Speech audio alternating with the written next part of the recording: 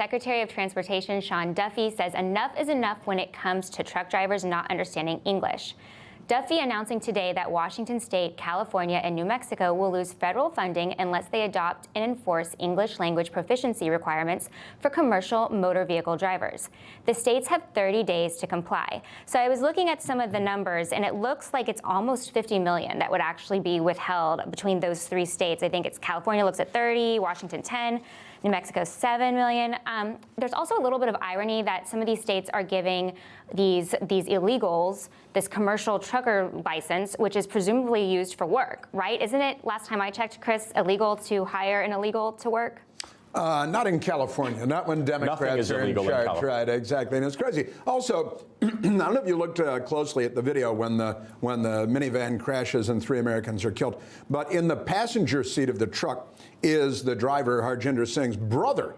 His younger brother is in the truck. His younger brother is also an illegal alien in the country illegally, traveling America in the passenger seat of the 18-wheeler that he was licensed to drive by Gavin Newsom and the state of California. The Democrat Party is just not on our team. No, not at all. And then, Foldy, I'll bring you in here because I was curious about the idea that this English language issue with driver's license. I did some research, and states are able to supply people taking driver's license tests, their tests in other languages. They can even have an interpreter.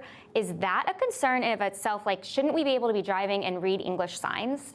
You would definitely think so. And I wanted to put the picture back up of the horrific crash scene itself, because I think it's much more than English proficiency. And this is something Jason's talked about that's at issue here. Yes, it says official use only under the no U-turn there. You don't need English to read that sign. That should be fairly universal. I was in India earlier this year. I don't remember if their no U-turn signs look like that, but if you drive on a road in the United States of America, you need to understand that that means you cannot make a U-turn in that area. So yes, they all, of course, need to be able to read official use only. You know, you have eye checks when you go to the doctor, you should to the driver's license. You shouldn't be able to drive if you're visually impaired, right? And then another thing that I think is very important while we're talking about Sean Duffy, and this goes out to the losers, the unemployed bums at Media Matters. He should also abolish bike lanes, which remain communist propaganda. Don't even start me on the bike lane issue. What about the bus lanes? They're bus lanes, too. Bike lanes. Make them be able to read English. Make them be able to read. These are not controversial things. No, but you referenced this earlier. This, of course, all comes on the heels of the deadly truck crash in Florida, which resulted in 3 deaths. An Indian politician is now defending the truck driver, Harjinder Singh, involved in the crash, saying he made a grave mistake and is not a murderer. She says more than 150,000 Punjabi truck drivers work in the U.S. trucking industry and should not be discriminated against due to the Florida driver's mistake. One of the other things that was mentioned was how much money, right, that they send back to their family in the countries. I'm just kind of caught off guard that somebody else is trying to influence what we do here. Jason, tell me. I know you're going to tell me I'm wrong.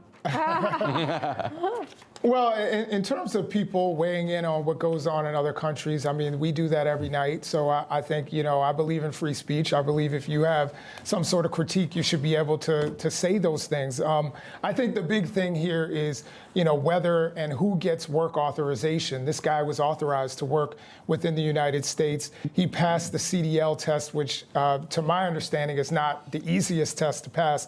I think, again, what Foldy said is correct, that signs, a lot of these signs are, you know, you don't necessarily need to be proficient in English to do it. He just made a very stupid and costly mistake that actually cost lives. And so he's going to have to pay for that and what he did. Yeah, we also learned in California there was a test with 12 questions, and he answered 2 of them, and he was allowed to pass the test. That's concerning. And he needed an interpreter when they were reading basically what he was being charged for. I mean, it just shows that, I mean, for these states in and of itself, they're literally impacting all these other states, right? Absolutely. Because he was literally driving in Florida, yet he was, you know, part of. And he's passing facing that the same sentence that an American would face for vehicular manslaughter. But we have immigrant right groups saying this is too far. I know this is a different conversation, but I think I'm more concerned about these self-driving trucks and the AI. Yeah, well, I agree with that. Well, I'm sure we will get to safe. Might be better than Harjinder Singh illegal immigrants. I don't know. Honestly, if you had been a native Californian and you answered 2 questions out of 12, you would not have been allowed to pass. Well, Gavin Newsom, like, costing Californians a lot of money with his Gavin Mander insanity, apparently $30 million if they don't reform their stuff here. But